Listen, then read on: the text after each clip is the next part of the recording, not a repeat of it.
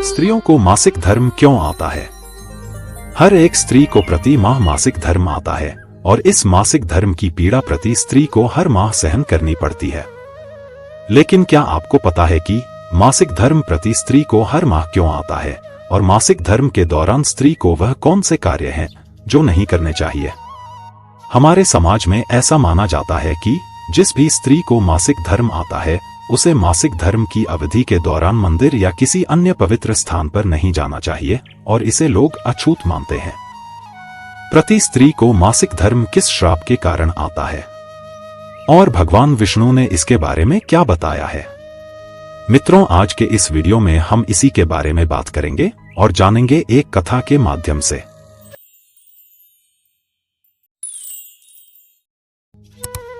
मित्रों, एक समय की बात है। एक दिन माता लक्ष्मी भगवान विष्णु से कहती हैं, प्रभु, आज मेरे मन में 2 प्रश्न उठ रही हैं और मैं चाहती हूं कि आप मेरे दोनों प्रश्नों के उत्तर देकर मुझे संतुष्ट करें। माता लक्ष्मी की बात सुनकर भगवान विष्णु मुस्कुराते हुए बोले, हे देवी, तुम्हारे मन में जो भी प्रश्न है मुझे निश्चिंत होकर बताओ, मैं तुम्हारे प्रश्नों के उत्तर अवश्य दूंगा। तो माता लक्ष्मी बोली, प्रभु, मेरा पहला प्रश्न यह है कि किस श्राप के कारण स्त्रियों को मासिक धर्म आता है? और मेरा दूसरा प्रश्न यह है कि मासिक धर्म के दौरान स्त्री को कौन से कार्य नहीं करने चाहिए? तब भगवान विष्णु कहते हैं, हे देवी, तुमने संपूर्ण मानव जाति के कल्याण हेतु अत्यंत उत्तम प्रश्न किया है। इसीलिए हे देवी, मैं तुम्हारे इन सभी प्रश्नों के उत्तर एक कथा के माध्यम से दूंगा।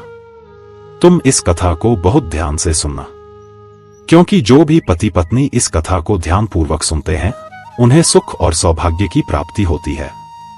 इसीलिए हे देवी, मैं जो कथा आपको सुनाने जा रहा हूं, आप भी इस कथा को ध्यानपूर्वक पूरा अंत तक सुनना। तब माता लक्ष्मी कहती हैं, प्रभु, आप कथा सुनाइए। मैं कथा को पूरा मन लगाकर सुनूंगी और जब तक आपकी कथा समाप्त नहीं हो जाती मेरा मन किसी दूसरे स्थान पर नहीं जाएगा। अब भगवान विष्णु कथा को सुनाना प्रारंभ करते हैं। हे देवी, एक समय की बात है। एक गांव में राघव शर्मा नाम के एक ब्राह्मण रहा करते थे। राघव को समस्त वेदों और शास्त्रों का ज्ञान था और वह परम बुद्धिमान, गुणवान तथा धर्म के मार्ग पर चलने वाले ब्राह्मण थे। उनके गांव के लोग उनको बहुत अधिक सम्मान देते थे। राघव प्रतिदिन यज्ञ किया करते थे तथा दान धर्म के साथ संध्या उपासना भी करते थे। राघव की पत्नी का नाम शांति था और उनकी पत्नी शांति भी उन्हीं की तरह अत्यंत गुणवान तथा पतिव्रत धर्म का पालन करने वाली स्त्री थी। एक दिन राघव और उसकी पत्नी शांति ने अपने घर में भगवान सत्यनारायण की पूजा रखी और सभी ब्राह्मणों को अपने घर पर दावत के लिए बुलाया। साथ ही अपने गांव वालों को भी बुलाया। राघव ने अपने घर पर दावत में कई प्रकार का व्यंजन बनवाया था। यथा समय सभी लोग राघव के घर में दावत के लिए पधारे और राघव ने सभी ब्राह्मणों का बड़े ही प्रेम के साथ आदर सत्कार किया। पूजा संपन्न होने के बाद राघव ने सभी ब्राह्मणों को अपने घर के अंदर बिठाया और उन्हें अपने घर पर भोजन कराया। भोजन करके सभी ब्राह्मणों ने राघव तथा उसकी पत्नी को आशीर्वाद दिया और जब सभी ब्राह्मण अपने घर जाने लगे तो उन्हें राघव ने वस्त्र आदि दान किया। फिर सभी ब्राह्मणों को विदा करके राघव ने गांव वालों को तथा दीन दुखियों को भी भोजन कराया और उन सभी को भी वस्त्र आदि दान में दिया। इस तरह एक एक करके राघव ने सभी को दान आदि करके अपने घर से विदा कर दिया। सभी को विदा करके जब वह अपने घर के द्वार पर पहुंचा तो उसने देखा कि उसके द्वार पर एक कुत्ता और एक सूअर आपस में कुछ बात कर रहे थे। जब राघव ने उस कुत्ते और सूअर की पूरी बात सुनी तो राघव बहुत अधिक आश्चर्यचकित हुए। कुत्ता और सूअर उसके माता पिता ही थे जो पिछले जन्म में किए गए किसी पाप के कारण इस जन्म में कुत्ता और सूअर बन गए हैं। तब राघव मन ही मन बहुत अधिक चिंतित हुए और सोचने लगा कि मेरे माता पिता ने पिछले जन्म में ऐसा कौन सा पाप किया था जिसके कारण इन्हें इस जन्म में कुत्ता और सूअर बनना पड़ा है। अब मैं इनको इस कुत्ते और सूअर के जीवन से मुक्त कैसे करूं? यही चिंता राघव को मन ही मन खाए जा रही थी और राघव इस बात को लेकर बहुत अधिक चिंतन में डूब गए। फिर उनके मन में एक विचार आया कि क्यों ना इसका उपाय किसी साधु महात्मा से पूछा जाए। क्योंकि अब इस समस्या का हल केवल एक साधु महात्मा ही कर सकते हैं। इतना सोचकर राघव एक साधु महात्मा से मिलने के लिए गए, जो गांव के पास ही आश्रम बनाकर रह रहे थे। राघव ने देखा कि साधु महात्मा जी अपनी कुटिया के पास ध्यान लगाए बैठे थे। जब साधु ने आंखें खोली तो देखा कि एक ब्राह्मण उनके आश्रम में खड़े हुए हैं। राघव को देखकर साधु जी कहने लगे, हे ब्राह्मण श्रेष्ठ, क्या बात है, आज आप इतना उदास क्यों है? तब राघव ने कहा, हे मुनिवर, आज मैं आपसे एक बहुत ही बड़ी समस्या का हाल पूछने के लिए आया हूं। साधु ने पूछा, कौन सी समस्या, आप मुझे बताइए, मैं आपकी समस्या का हाल अवश्य ही करूंगा। राघव ने कहा, हे मुनिवर, कल मैंने अपने घर पर भगवान सत्यनारायण का पूजन करवाया और पूजन के साथ साथ अपने घर पर दावत भी करवाई थी, जिसमें अनेक ब्राह्मण को तथा गांव वासियों को भी बुलाया था। और पूजा संपन्न होने के बाद सभी को भोजन कराया था तथा सभी को वस्त्र आदि दान किया था।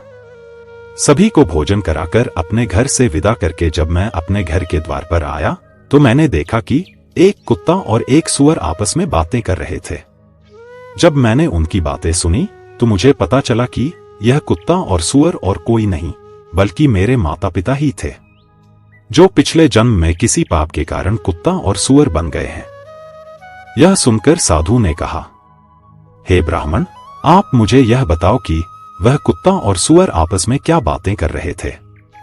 राघव ने कहा, कुत्ता उस सूअर से कह रहा था कि देखो, आज मेरे साथ कैसी घटना घटी। हमारे पुत्र के घर में ब्राह्मणों के भोजन के लिए जो दूध रखा था, एक सांप ने उस दूध के बर्तन में अपना विष उगल दिया था, जिसे देखकर मुझे बड़ी चिंता होने लगी थी, क्योंकि अगर उस विषैला दूध से भोजन बनता तो सभी लोगों की मृत्यु हो जाती। इसीलिए मैंने उस बर्तन का सारा दूध पी लिया था। लेकिन मेरे पुत्र की पत्नी ने मुझे डंडों से बहुत अधिक पीटा, जिससे मेरे शरीर पर बहुत अधिक चोटें आई है, जिसके कारण अब मुझे बहुत पीड़ा सहन करनी पड़ रही है। और इसी वजह से मैं अब सही से चल नहीं पा रहा हूं, अब मुझसे चला नहीं जाता है। कुत्ते की इस बात को सुनकर वह सूअर बहुत अधिक दुखी हुई थी और फिर सूअर उस कुत्ते से कहने लगी थी, हे श्वान, मैं पिछले जन्म में उसकी माता थी और आज देखो इसने सभी को भोजन कराया, किंतु मुझे एक रोटी तक नहीं दी। फिर राघव साधु से कहते हैं, हे महात्मा, उस कुत्ते और सूअर की यही बातें सुनकर मुझे बहुत अधिक चिंता हो रही है कि मैंने बहुत बड़ा पाप कर दिया है। मैंने अपने माता पिता को ही नहीं पहचान पाया है। हे महात्मा, मेरे माता पिता ने पिछले जन्म में ऐसा कौन सा पाप किया था जिसके कारण उन्हें आज कुत्ता और सूअर का जन्म मिला है? और इससे मुक्ति पाने का यदि कोई उपाय है तो मुझे बताइए, क्योंकि मैं अपने माता पिता को कुत्ता और सूअर के रूप में और नहीं देख सकता हूं। कृपया उपाय बताइए। तब साधु महात्मा ने कहा, हे ब्राह्मण, आप चिंता मत करो, मैं इसका कुछ उपाय खोजता हूं।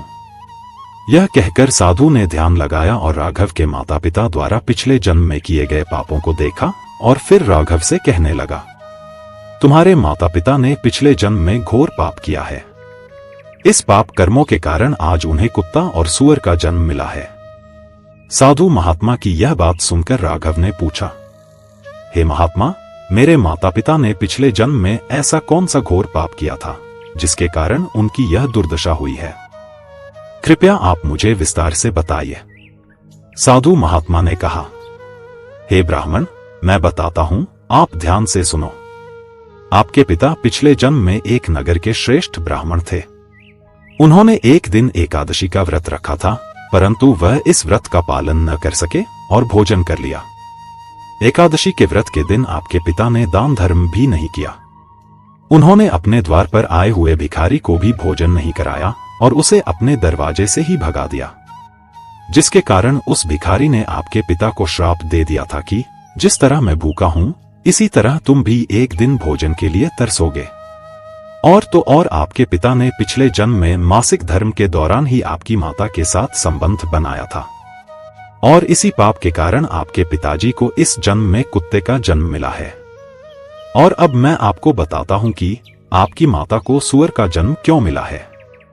तो सुनो, आपकी माता ने रजस्वला होते हुए भी भोजन बनाया। और मासिक धर्म के दौरान ही आपकी माता ने भगवान की पूजा उपासना की, भगवान को भोग भी लगाया और साथ ही तुलसी को जल भी अर्पित किया।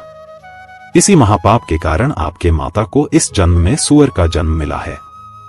इसीलिए है ब्राह्मण, किसी भी स्त्री को मासिक धर्म के दौरान, मासिक धर्म के दिनों में पूजा पाठ नहीं करना चाहिए, क्योंकि इन दिनों में स्त्री अपवित्र हो जाती है। साथ ही प्रत्येक स्त्री को मासिक धर्म के दौरान अपने बाल भी नहीं धोने चाहिए, क्योंकि ऐसा करने से उसके पति की आयु कम होती है। कथा के बीच में ही माता लक्ष्मी भगवान विष्णु से पूछती हैं, हे प्रभु, प्रत्येक स्त्री को मासिक धर्म के दौरान और कौन कौन से कार्य हैं जो नहीं करने चाहिए?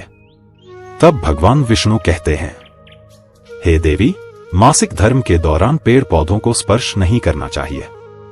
साथ ही प्रत्येक स्त्री को मासिक धर्म के दौरान अपने पति के साथ संबंध भी नहीं बनाना चाहिए।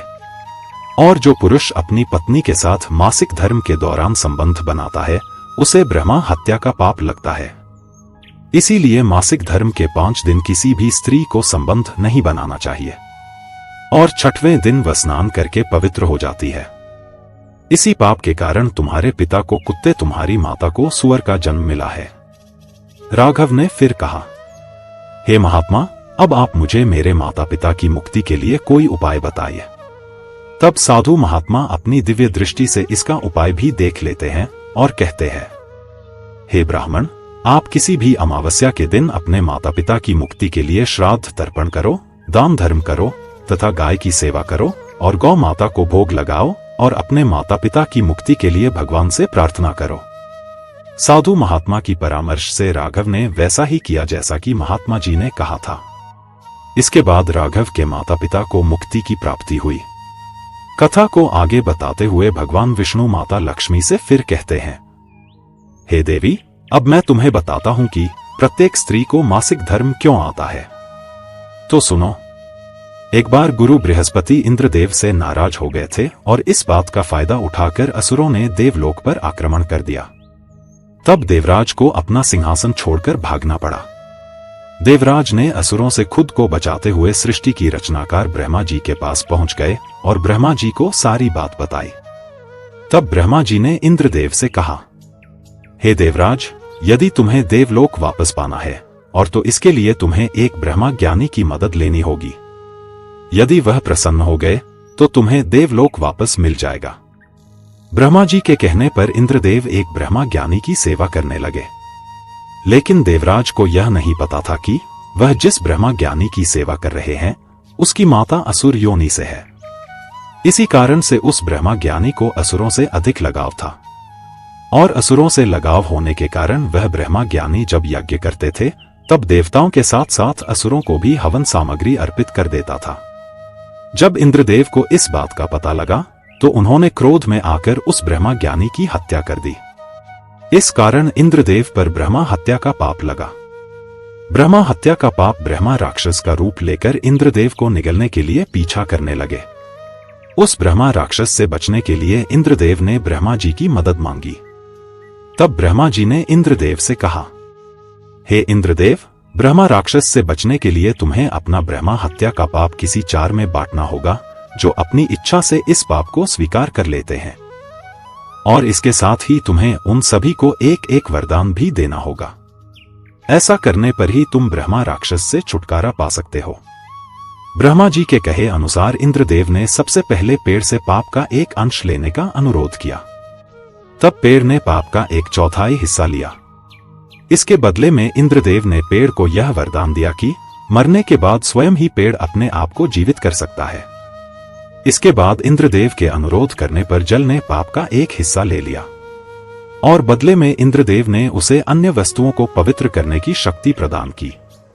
इसी वजह से हिंदू धर्म में जल को पवित्र माना जाता है और पूजा पाठ में इस्तेमाल किया जाता है।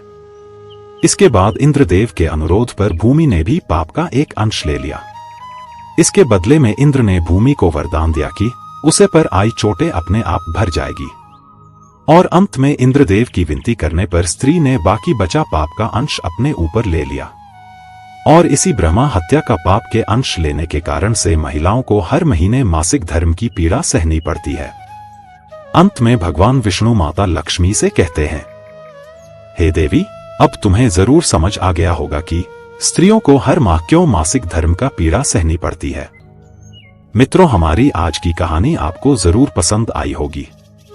आगे अन्य एक नई प्रसंग के साथ फिर मिलने की आशा से और आप सभी के कुशल कामना के साथ आज के लिए विदा लेता हूं। धन्यवाद। जय श्री कृष्ण।